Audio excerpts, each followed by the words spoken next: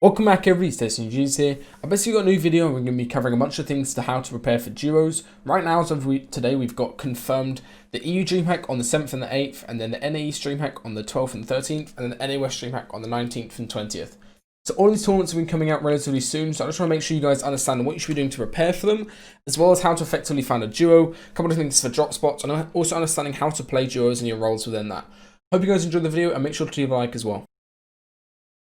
First thing I want to talk about is basically how the format is working for these DreamHack Online Open heats. So there's two different heats on the same day, and how it's going to be looking is the fact that the format system is heavily endgame oriented, right? You're getting 60 points total for a win. Each of them is 5, so a 12 kills would equal about a win. So it's highly endgame formatted. You want to make sure that you're trying to get consistent into the top 5 region, where you're going to get this bonus 3 points for each placement after that. If you can consistently get a couple elims and into the top 10, top 5 region, you're going to come away with a decent amount of points every single game, and also going to be very good for qualifying to the top 250, where the heats are combined, and then you're going to go ahead and play in the semi-finals, where the top 50 teams from that will qualify into the grand finals as well. A lot of people mess this up in the last trio of NCS, and it's basically how to find a good duo for yourself that you work well with. Too many people without the best achievements, or even with good achievements, or like 10k PLs a year, they overcomplicate it, and they try to find this mythical teammate that doesn't exist, right?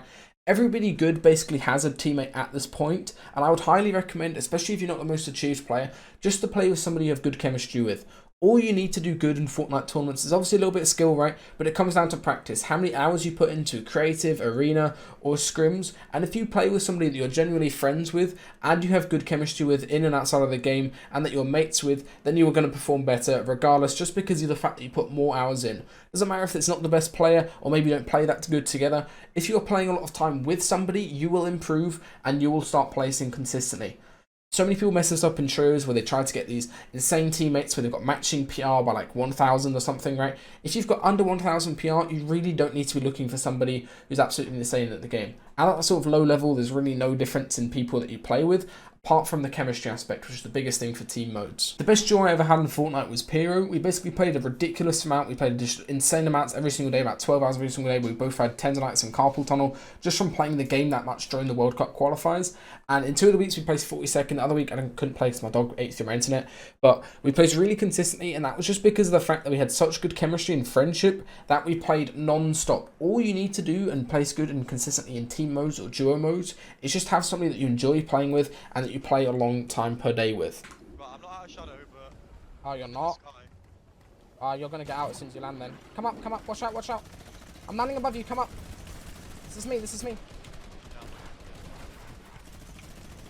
Okay, I'm going to try, I'm going to go for the holds.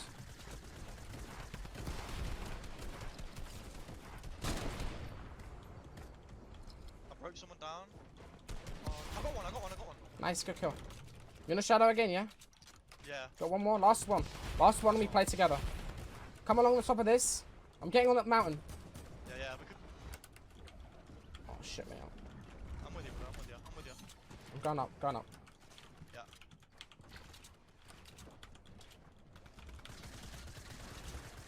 This kid right here, southeast, we can maybe hop on his walls. This kid right here, get on his walls, come. I'll hold. Pickaxe. Nice, good kill, bro. Get the mats. I'm breaking out here. I'm going to start building path for you. Yeah. I'm building path. Not a good path. Check your right as you come in. I'm getting around the front of these kids. Come. Nice, perfect. Get in with me, I'm reloading my tank.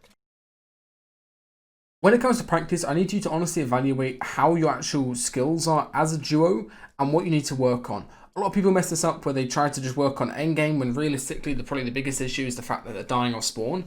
If you can win 8 out of your 10 off spawn games in a custom, then you should just stick with customs and make sure you're getting as much endgame practice as possible, because that's probably the best thing for a tourney.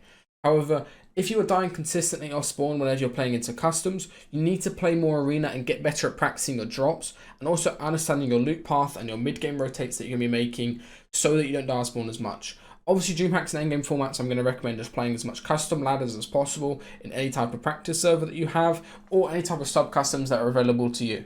But the best thing to work on your off spawn and making sure that your gameplay is clean in that aspect is just playing a lot of arena. Obviously, you can also go ahead and do wagers or realistic 1v1s or 2v2s to practice, but the bulk of your time should be spent in arena or customs depending on what your weakest at.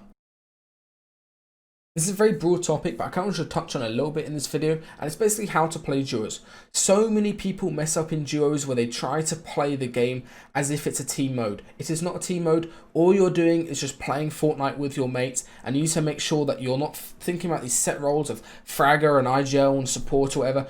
This is the perfect example of a team that I'd use. It's Scented and Edgy.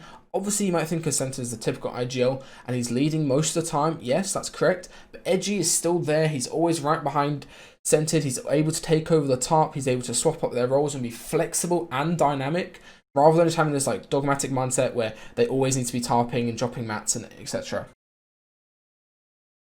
As you can see there, as they go for the impact kill, they're both double peeking, they're just playing off of each other. And this is the thing that people mess up in mid-game fights as well, in duos or even trios, is they always try to have, oh, let's just have the worst player, normally the IGL. He's just going to spray while us two fraggers will just go and get into the box and start box fighting. I know I'm going to get loads of questions about this in the comment section below, so I'm just going to do this now. If you're not really comfortable with landing at a main POI and fighting a team or spawn consistently, and you'd rather just make it to endgame consistently and play out those 7 endgames in that 3-hour time period, which is kind of what we're aiming for here, this is what I recommend you doing.